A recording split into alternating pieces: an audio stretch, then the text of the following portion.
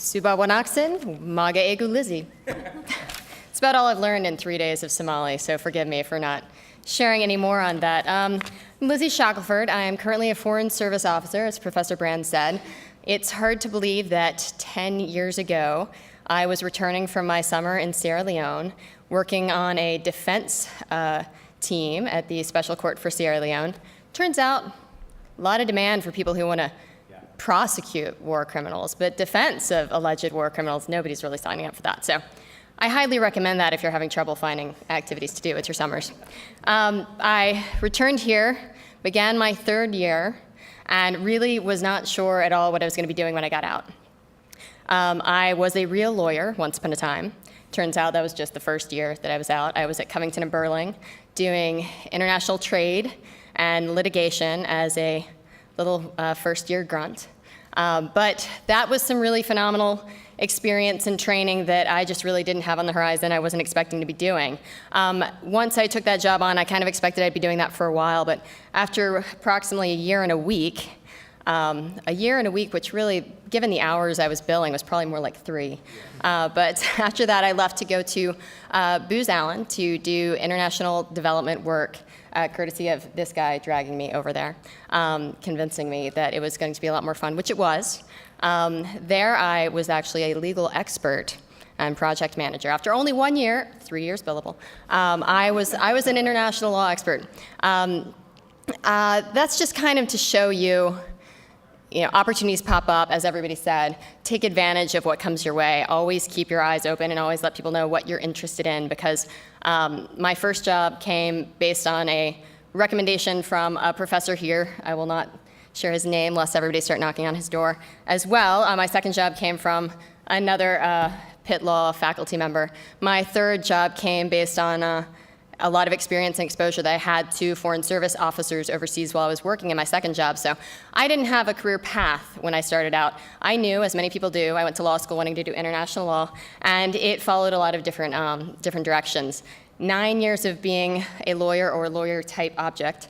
Later, I've worked in about 30 countries. I've done a wide variety of things. I am a master of nothing in particular, but basically just sounding as though I know what I'm talking about most of the time.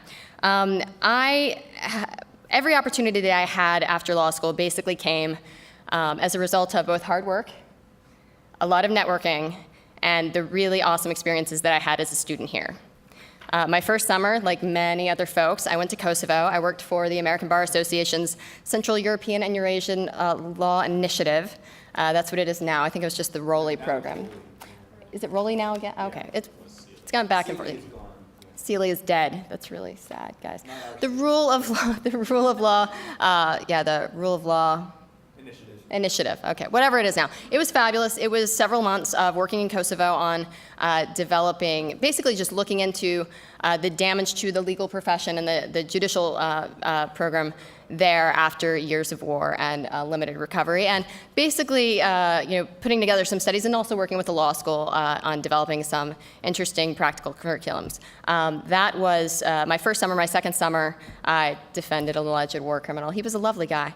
But those two opportunities, while at the same time different professors were pushing me to take jobs at law firms, at some really great law firms, I said, I'm going to do what I'm excited about, because you don't get this opportunity necessarily as you move forward. You do actually have to start paying more bills and having real jobs. So I took those opportunities with some support, with a lot of support from Pitt, a lot of support, of course, from Professor Brand, as we all like to say. But those were what really stood out when I went on for my first interview at Covington and Burling, which is a top law firm in Washington, D.C.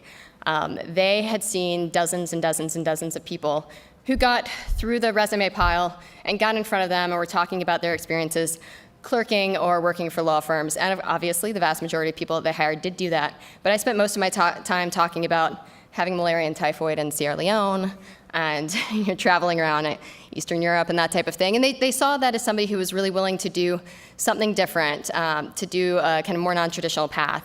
And that still got me a very traditional law job. So I say that because my kind of points of advice are, first of all, I just got a few here written down. One is, you guys are at Pitt, this is a wonderful school. It's a great law school, and the international program is amazing, but we all know it's not top tier. So you're competing with everybody who's in these more well-known law schools and international law programs out there, so you need to do things that you're going to stand out with. I think that the things that I did in the summer really made me stand out, and I threw myself into them and worked very hard, so not only did those stand out on my resume, but the people that I worked with in all these different areas really remembered me, exactly as Vyosa was saying. I mean, everybody that I worked with, no matter how small and minor the task was, I photocopied like a monster, you know, like those things like stapled, yeah. And then you get these different opportunities along the way, but you've done everything with a great level of detail and focus and enthusiasm, and that's how you get those other opportunities. I really encourage everybody here to take advantage of what Pitt has to offer that is unique and different from a lot of these other big name schools. First and foremost is access to some incredible professors. If you were at some of these other big name schools, you're not going to get the kind of access that these guys let us have, and you need to take advantage of it. Sorry, Professor Brand, but you know, lots of time with students. I mean, he'll never turn you down. But it's incredible because they're not only great people to help you shape the direction of your careers, but they're incredible mentors. They're extremely smart, and they have some incredible international law experience themselves, which they continue to do as they teach as well.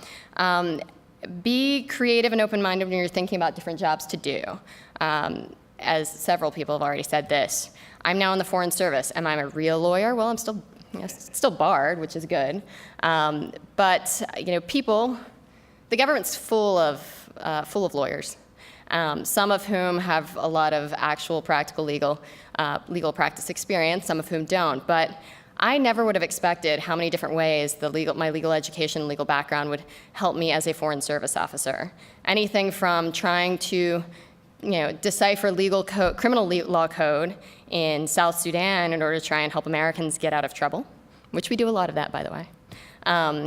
Whether it's trying to help us look into policy concerns over whether or not there are international human rights violations by other countries on the policy level. That's been incredibly important. I've been able to bring something to bear that a lot of the other diplomats have not been able to do because they don't have that type of background and experience.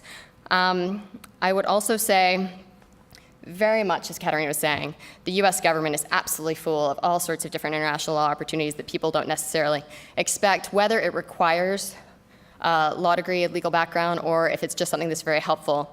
Work on ways to find out how you can offer, through your resume, but also through the actual skills that you're bringing, skills that other people coming out of master's programs in different places aren't going to be able to bring to bear, and be really creative when you're looking at that. Not only when you're looking out at different opportunities, but when opportunities kind of fall in your lap, which they do, if you are putting it out there with all of the people who are doing this really interesting work. If you're putting out there and you're showing and demonstrating through everything that you did while you were in law school and everything that you've done since that you are really interested in these jobs and that you're a go-getter and that you're going to work really hard, people do, opportunities come up.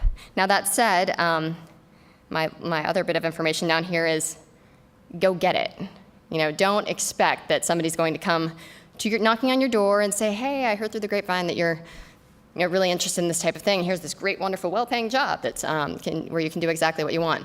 That does happen, but it only happens if you've done the groundwork before, right? It only happens if you've really been networking, building your resume, publish. Do things like publishing. A couple of people have referenced that as well. Very easy to do. You guys are all writing papers right now in law school, so I highly encourage you to take advantage of that and actually leverage it into real publications, work on jurist and things like that, because writing is important pretty much across the board in any of these jobs, whether you are writing briefs at a law firm or writing proposals if you're doing international development work, writing guidance for if you're doing international advisory work. That's a lot of what I did in my second job.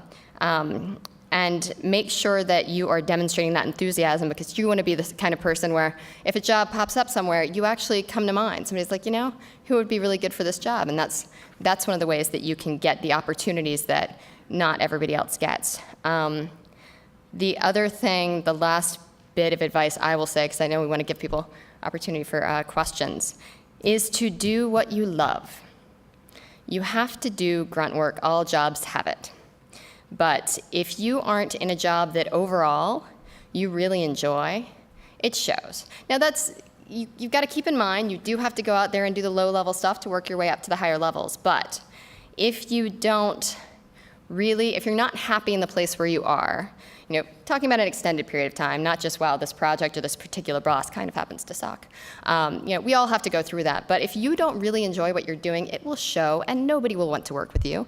It will show, and nobody will want to hire you for new things. So while you do need to be strategic in terms of building the skill set to get to the job that you really want at the end of the day, don't waste several years doing something that you fundamentally don't like because you feel like you have to do it in order to get to the place you want to be 10 years from now.